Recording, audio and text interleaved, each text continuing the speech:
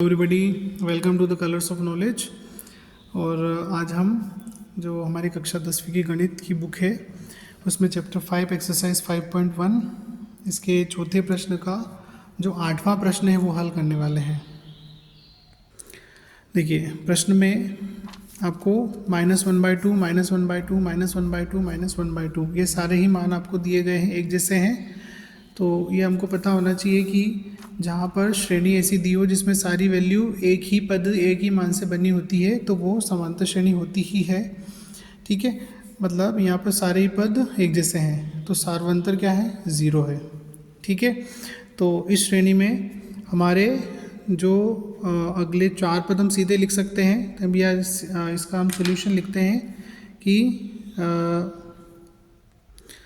दी गई श्रेणी के सभी पद समान हैं,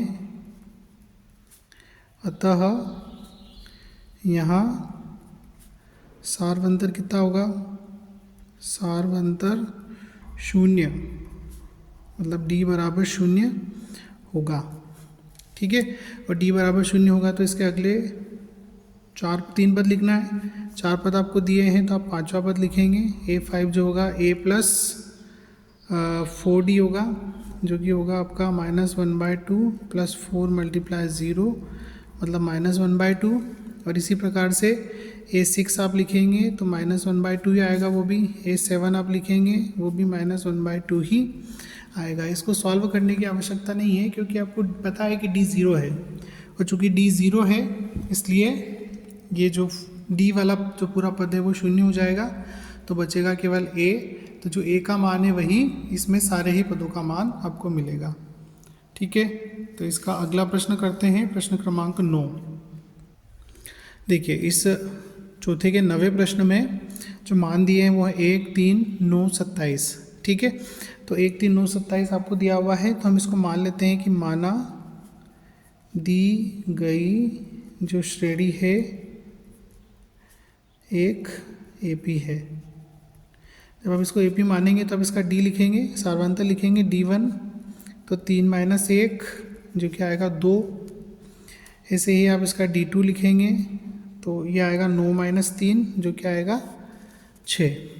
अब बताइए क्या D1 और D2 बराबर है, तो नहीं है, तो हम लिखेंगे यहाँ पर कि चूँकि D1 बराबर नहीं है D2 के, अतः दी गई श्रेणी जो है वो क्या है, दी गई श्रेणी एक AP नहीं है। ठीक है, तो ये इसका चौथे का 9वां प्रश्न हो गया।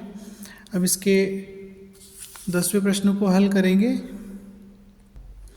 देखिए, चौथे का जो 10वां प्रश्न है एक्सरसाइज 5.1 का, उसके लिए इसको मान लेंगे, माना यह AP है।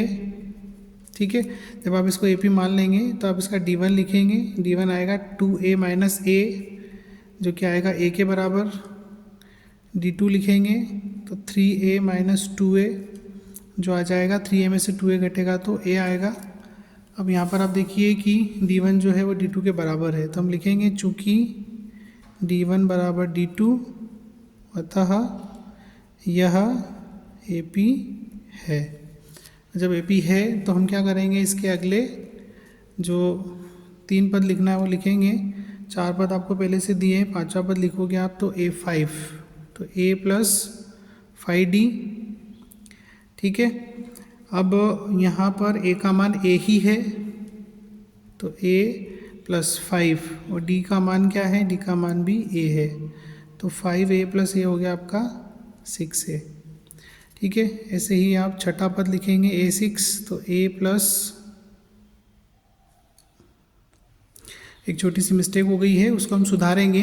जब 5वां पद लिखेंगे तो A प्लस 4D होता है, 5D नहीं होता है, ये 4D, तो A प्लस ये आपका 4A हो जाएगा, मतलब ये आएगा 5A। ठीक है, मतलब 5वां पद जो होगा 5A हो गया।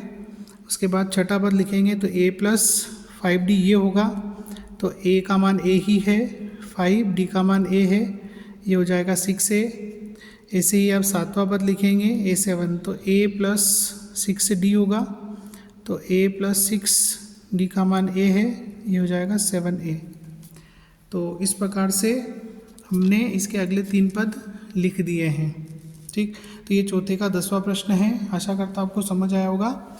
Thanks for watching. वीडियो को लाइक करें, चैनल को सब्सक्राइब करें, मुझे सपोर्ट करें। Thank you very much.